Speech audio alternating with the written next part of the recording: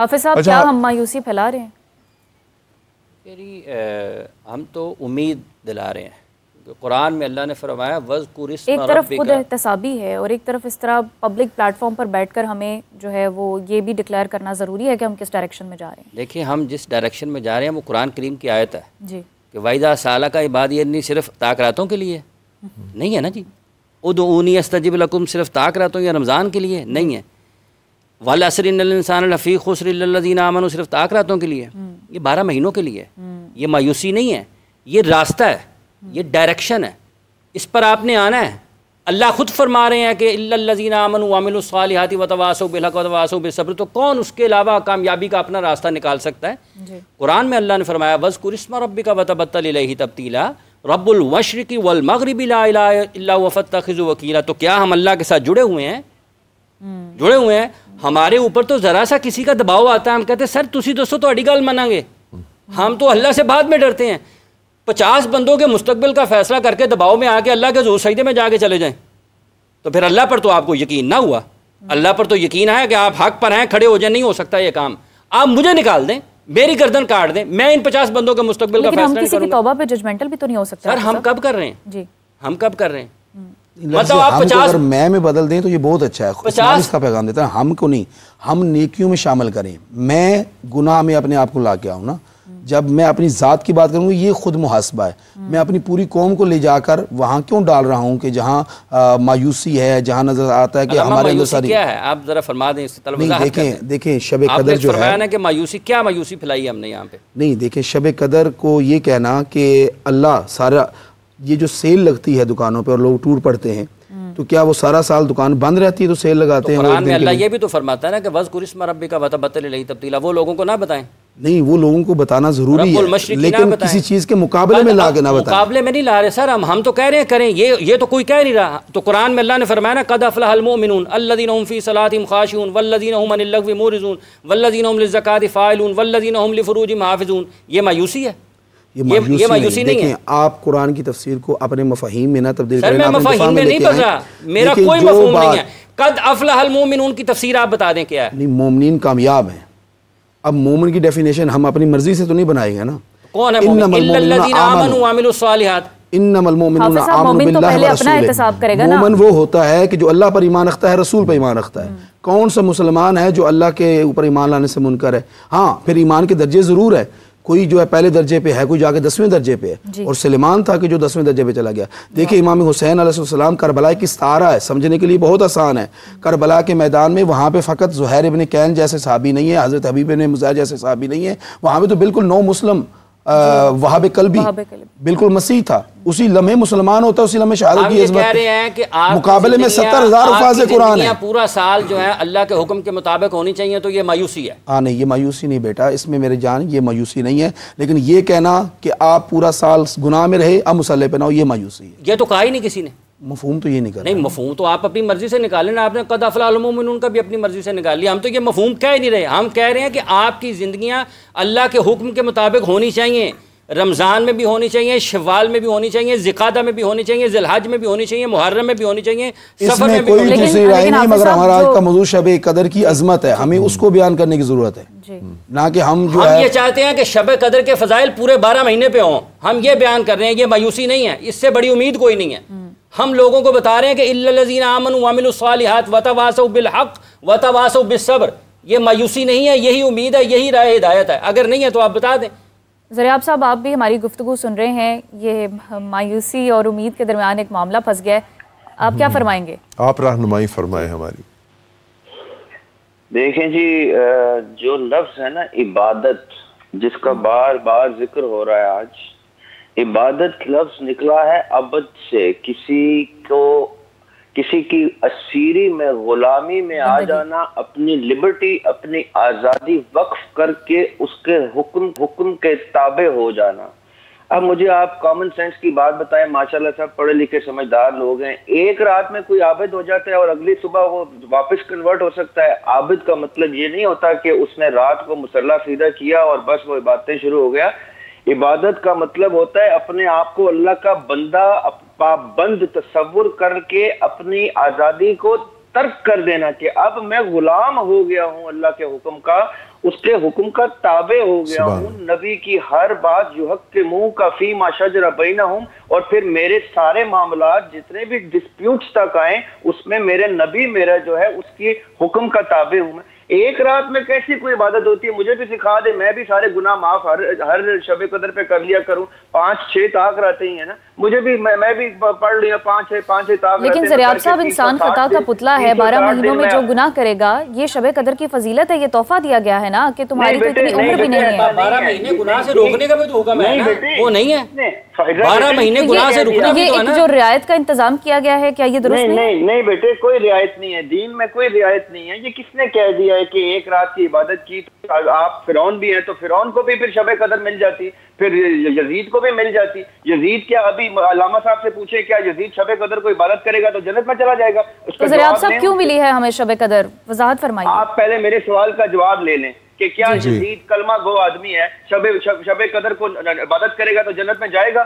یہ 4 لوگ بیٹھے ہیں، پوچھیں ان سے۔ اس میں دیکھیے جی مختصر سی بات ہی ہے بٹ صاحب، سر اللہ تعالیٰ نے کچھ مواقع دی ہیں اپنے بندوں کو کہ ان مواقع پر آ کر آپ عبادت کرو، میں تمہارے گناہوں کو معاف کروں گا۔ اب اس کا جو طریقہ کار ہے وہ طریقہ کار یہ ہے کہ پہلے اپنے گناہوں سے معافی مانگ لو، توبہ ہو کر لو کہ آئندہ میں یہ گناہ نہیں کروں گا، پھر وہ عبادت بھی کر لے۔ جی زریاب صاحب آپ کیا فرما رہے ہیں؟ جملہ علامہ صاحب، آپ جو جملے میں لفظ یوز کریں نا بندوں کو، بندہ ہوتا ہے جس کے پاؤں بند ہو جائیں، جو پابند ہو جائے۔ اب آپ جب بندوں پہ اپلائی کریں گے تو ہم تو اللہ کے بندے ہی نہیں، ہم نے تو اپنے طاغوت اسٹیبلش کیے ہیں۔ کوئی کیپٹلزم کی مار رہا ہے، کھایا جا رہا ہے، کوئی اپنے باس کو اپنا رازق سمجھتا ہے، کوئی اپنے حکمران کو اپنا حاکم سمجھتا ہے۔ بندے تو وہ ہیں جو اللہ کے بندے ہیں، یہ قرآن ان کے اوپر نازل ہوا ہے۔ ہم تو اس کیٹیگری سے فال نہیں کرتے، یہ تسلیم کیوں نہیں کرتے ہم؟ یہ کوئی مایوسی کی بات نہیں ہے، یہ حقیقت پسندی ہے۔ جی مولانا صاحب۔ جی دیکھیے، ہم یہ کہہ رہے ہیں کہ اللہ تعالیٰ نے جو مواقع دیے ہیں اس سے پہلے نبی علیہ الصلوۃ والسلام نے طریقہ بھی بتایا ہے۔ یہی میں نے ذکر کیا تھا کہ شب قدر ملے گی، عبادت کریں، لیکن اس سے پہلے ان گناہوں سے توبہ کریں جن گناہوں کی وجہ سے مغفرت رک جاتی ہے۔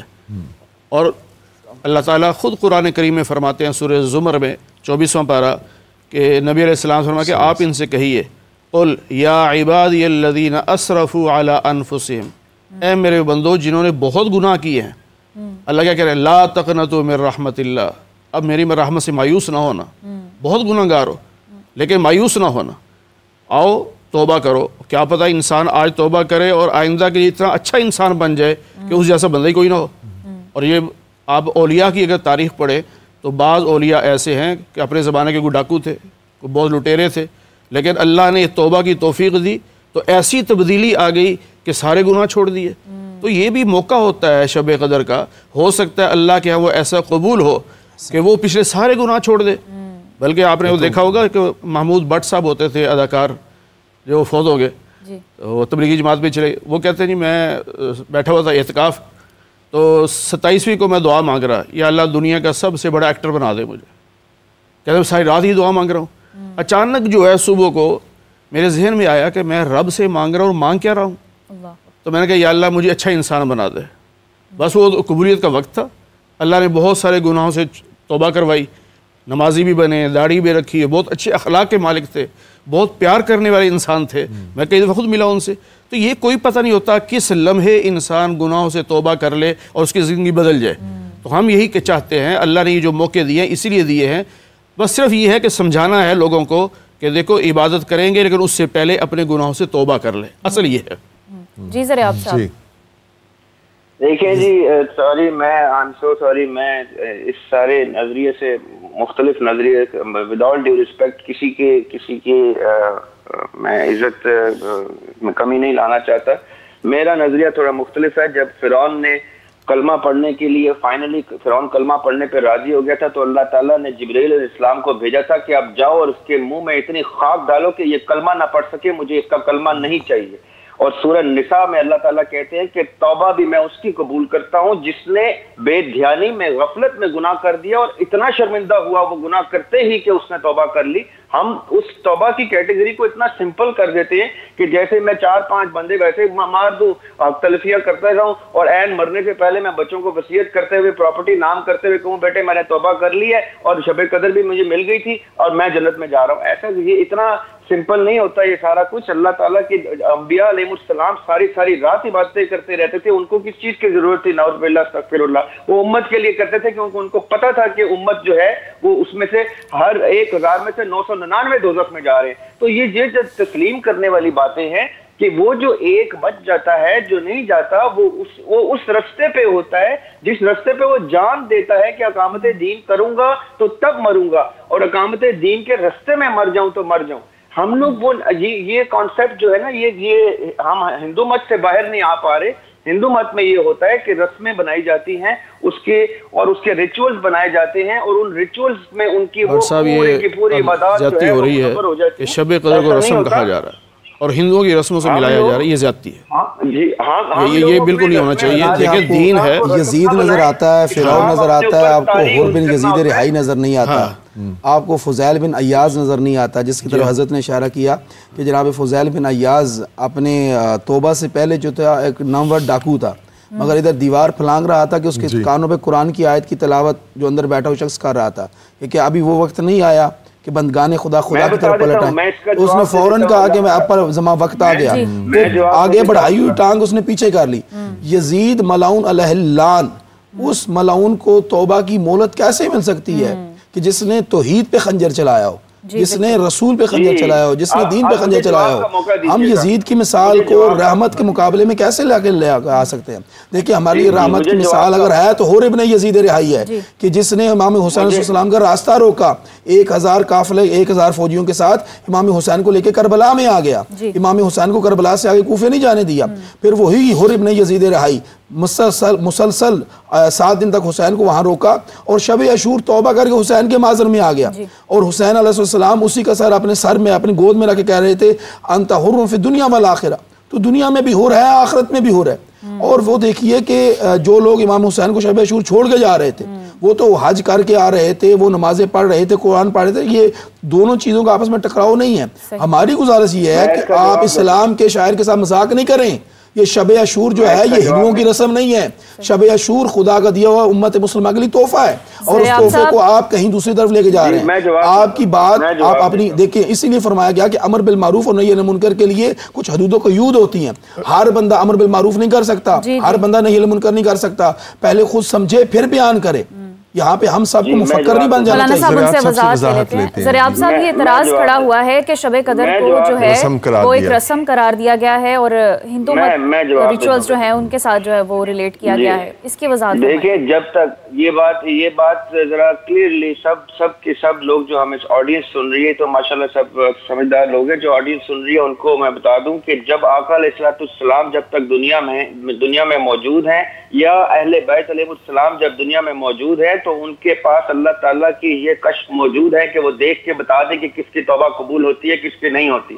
یہ چیزیں ان کے اختیار میں ہیں کیونکہ وہ بتا سکتے ہیں. ان کو اللہ تعالیٰ نے یہ کشف دیا ہے کہ وہ دیکھ کے بتا دیں کس کی توبہ قبول ہوتی ہے. ہم لوگ اب ان کے جانے کے بعد اس کانسیپٹ کے اوپر اپنی توبائیں قبول نہیں کرا سکتے، کیونکہ ہم لوگوں کو جب تک دین اپنے اوپر طاری نہیں کرنا، اس کو رسم و رواج بنانے کی بجائے اس کو لائف سٹائل نہیں بنانا، اس کو ہر رات عبادت میں یعنی اپنے آپ کو ابد ثابت نہیں کرنا، تب تک ہمارے اوپر یہ چیزیں اپلائی نہیں ہوتی. یہ ہمیں قوم کو بتانے کی ضرورت ہے. یہ جو میں رسم و رواج کی بات کر رہا ہوں وہ یہی ہے کہ جیسے شوال کا چاند دکھے گا ہمارے اسٹوڈیو تک کے حالات بدل جائیں گے، ہماری دنیا کے حالات بدل جائیں گے. یہ ان لوگوں کے اوپر اپلائی نہیں ہوتا یہ سارا کچھ. یہ چیز تسلیم کریں. اور دوسری چیز میں نے سورہ نساء کی آیت آپ لوگوں کے سامنے رکھی ہے کہ اللہ تعالیٰ قرآن میں کہہ رہے ہیں کہ میں توبہ سب کی قبول نہیں کرتا، میں توبہ قبول ہی صرف اس کی کرتا ہوں جس سے غفلت میں ہو جائے اور امیڈیٹلی اسی وقت اس کے اوپر ایک کیفیت طاری ہو جائے کہ مجھ سے کیا ہو گیا کہ 1 سال کے بعد شب قدر پہ آ کے میں اپنے پرانے گناہ نہیں بخشوا سکتا. دوسری چیز قدر کا مطلب یہ ہوتا ہے کہ دیکھیے اگر سماج جو ہے اس کو دین اسلام سے تو یہ الہاد ہے، یہ ملحدین کا عقیدہ ہے، کمیونزم ہے، یہ اسلام نہیں ہے۔ ضیاب ہاشمی صاحب جیسے گفتگو فرما رہے ہیں علامہ صاحب، ہاں یہ غلط ہے لیکن بابا۔ بیسیکلی ہم ڈائریکشن جو تھی نا ہماری وہ چینج ہو گئی، ہمارا موضوع جو ہے شب قدر میں بات کریں، آپ اپنے موضوع پر ڈائریکشن پہ آئیں۔ آپ الہاد کو جو ہے وہ آپ اسلام کا لبادہ پہنا کے لوگوں کے ذہنوں کو پراگندہ کرنا چاہ رہے ہیں، یہ بیسیکلی یعنی یہ اسلام کی خدمت نہیں ہے۔ بیسیکلی ضیاب ہاشمی صاحب، علامہ صاحب سے اب برائے مہربانی علامہ صاحب سے کہیں کہ یہ الہاد ثابت کرے میرا جلدی سے۔